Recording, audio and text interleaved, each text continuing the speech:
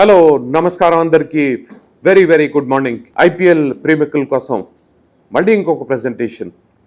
ఇవాళ మనం మాట్లాడబోతున్నాం నిన్న జరిగిన match CSK versus Delhi capitals. రెండు టీమ్స్ సెకండ్ హాఫ్లో ఉన్నాయి, బాటమ్ హాఫ్లో ఉన్నాయి. Trying to move into the top 4 playoffs స్టేజెస్కి వచ్చేస్తున్నాయి. Half century of the IPL 49 matches ఇవాళ కాబోతున్నాయి. ఇవాళ match SRH versus PBKS will be the 49th match. నిన్న జరిగిన 48th మ్యాచ్. ఇంకొక మ్యాచ్ అయితే ఈ ఐపీఎల్ కూడా హాఫ్ సెంచరీ కంప్లీట్ చేస్తుంది. నిన్నటి జరిగిన మ్యాచ్ గురించి మనం మాట్లాడుకుంటే first Delhi Capitals. KL Rahul struggle అవుతున్నాడు, కానీ he's at the top of the batters chart, top run getters chart. ఆ మనిషి క్లాస్, ఆ మనిషి క్యాలిబర్ అన్నది మనకి దీన్ని బట్టి తెలుస్తుంది. బట్ ఆయన టీంకి అది పనికి రావట్లేదు, ఎందుకంటే వేరే అందరూ పర్ఫామ్ చేయట్లేదు. ది ఇంపార్టెంట్ ప్లేయర్స్ పర్ఫామ్ చేయలేకపోతున్నారు అండ్ స్ట్రగుల్ అవుతుంది. బట్ సిఎస్కే లాస్ట్ మ్యాచ్ గెలిచింది, ఈ మ్యాచ్ గెలిచింది and making all the right noises. మంచి అవకాశాలు ఉన్నాయి సిఎస్కేకి. అండ్ ఈ ఐపీఎల్లో చూడండి, top 4 Punjab Super Kings, Sunrisers Hyderabad లాంటి టీమ్స్ టాప్లో ఉన్నాయి. కానీ Rajasthan Royals is also doing a very good job. కానీ ఏ టీంకి ఇప్పటికీ గ్యారంటీ లేదు ప్లే ఆఫ్స్లో ఆడటానికి. చాలా క్లోజ్ కాంటెస్ట్ నడుస్తోంది. ఇంపార్టెంట్ టాప్ 4 టీమ్స్ మ్యాచెస్ ఓడిపోతే గుజరాత్ టైటన్స్ లాంటి టీమ్స్, ఈవెన్ సిఎస్కే మ్యాచెస్ గెలిస్తే ఇప్పటికీ అవకాశాలు ఉన్నాయి. యాక్చువల్లీ ఢిల్లీ క్యాపిటల్స్ కూడా పర్ఫార్మెన్స్ బాగోలేదు, చాలా స్ట్రగుల్ అవుతున్నారు. అక్షల్ పటేల్ స్ట్రగుల్ అవుతున్నాడు, బట్ వాళ్ళకి ఇప్పటికీ అవకాశం ఉంది. దట్ ఈస్ వై ఐపీఎల్కి ఉన్న పాపులారిటీలో ఇదొక పెద్ద కారణం. ఇవాటికి ఏ టీంలో గ్యారంటీ లేదు. ఫోకసింగ్ ఆన్ నిన్నటి మ్యాచ్ గురించి మనం మాట్లాడితే 156 runs, not a great total. కానీ పిచ్ కొద్దిగా నిన్న అంత ఈజీగా లేదు బ్యాటింగ్ కోసం. So 156 was not a bad total to fight from. కానీ ఢిల్లీ క్యాపిటల్స్ వాళ్ళ బ్యాటింగ్ కంటే వాళ్ళ బౌలింగ్ చాలా డిసప్పాయింటింగ్గా ఉంది. మిచెల్ స్టార్క్ వచ్చాడు, లుంగిన్ గిడి రాంగ్ టైంలో ఇంజరీ అయింది, ఆరల్స్ టీంకి చాలా పనికొచ్చేది.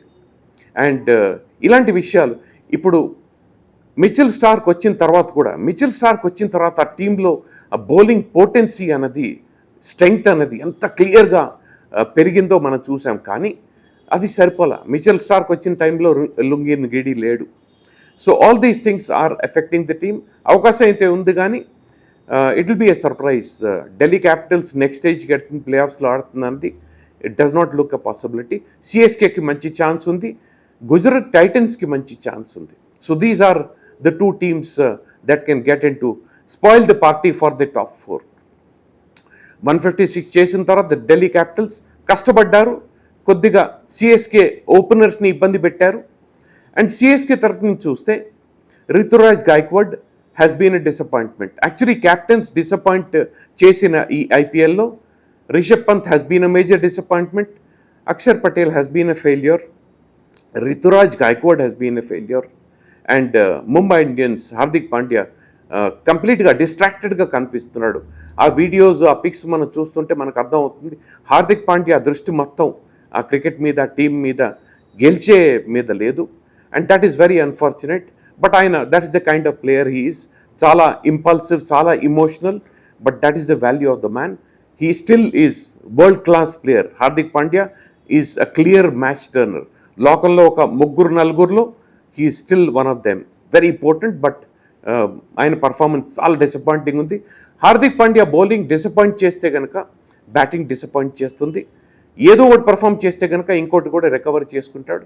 He's a great player, but he's one of the major failures in this IPL.